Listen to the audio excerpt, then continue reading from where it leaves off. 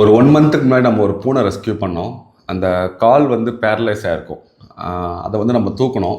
அப்போ நான் வீடியோவில் சொல்லியிருப்பேன். அந்த வீடியோவும் நான் போட்டுட்டு, இப்போ 1 மாதம் கழிச்சு எப்படி இருக்குங்கிறத பின்னாடி நான் வாய்ஸ் ஓவர் பண்ணுறேன் அந்த வீடியோவில். பாருங்கள், நல்லாயிருக்கும். நன்றிங்க. காலவாசலுங்க. அந்த ஏரியாலேருந்து எனக்கு கால் பண்ணியிருந்தாங்க. சார் என்கிட்ட பூனைக்குட்டி வந்து பேரலைஸ் ஆன மாதிரி இருக்குது சார், கொஞ்சம் ரெஸ்க்யூ பண்ணி பார்த்துப்பீங்களா அப்படின்னு. கண்டிப்பாங்க.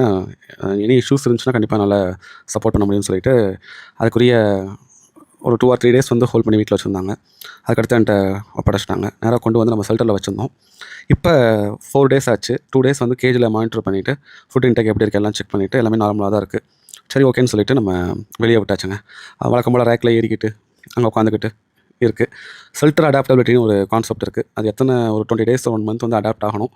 இப்போ ஒரு 5 டேஸ் தான் ஆகுது. இப்போ வரைக்கும் எந்த இஷ்யூ இல்லை. ஸோ அந்த வெளியே தான் விட்டுருக்கேன். பார்ப்போங்க. இப்போ நீங்கள் இந்த கிச்சனில் பார்க்குறீங்கள, இங்கே கிச்சன் வந்து பசங்களுக்கு சாப்பாடு. அம்மா வந்து சமைச்சிட்டு போவாங்க. அவங்ககிட்ட வந்து இந்த பூனை பயங்கர விளாட்றது, ரொம்ப க்ளோஸ் ஆகிடுச்சு. இப்போ 1 மந்த் ஆகிடுச்சு. ஸோ ஷெல்டர் வந்து அடாப்ட் ஆகிடுச்சு. கீழே வந்து சிமெண்ட் தரனால பெருசாக இதாகலை, இன்னும் பெண்ட் ஆகலை. டைல்ஸ்னால் பெண்ட் ஆயிரும். அம்மா கேட்டாங்க இந்த பூனை எடுத்துக்குவா அப்படின்னு. வீட்டில் வந்து சிமெண்ட் தரனா எடுத்துக்கோங்க, டைல்ஸ்னால் வேணான்னு சொல்லியிருந்தேன். சிமெண்ட் தர தான். ஸோ அவங்க எப்போ வேணால் எடுத்துக்கலாம். ரொம்ப ரொம்ப க்ளோஸ் அவங்க கூட. அவங்க வந்து அவங்க இப்போ அங்கே காய்கறி வெட்டும் போது அவங்க கூட சேர்ந்து விளாட்றது, இங்கே பக்கம் இருக்கிற நாய்களை வந்து வம்புழுக்கிறது, இப்படிங்கிற ஒரு அழகான உலகம் அந்த கிச்சனுக்குள்ளே இருக்குது. அது போக வெளியே போய் மற்ற பூனைகிட்ட போய் வம்புழுக்கிறது. ஸோ இப்படி அந்த குறைங்கிறது அவளுக்கு தெரியாது பூனைக்கு. இருந்தாலும் அவள் அந்த சந்தோஷம், அந்த குட்டி மேபி அவங்க வீட்டுக்கு போய் நினைக்கிறேன். நன்றிங்க. எனக்கு அந்த நாய்க்கு இருக்கிற நாலேஜ் வந்து பூனைக்கு கிடையாதுங்க.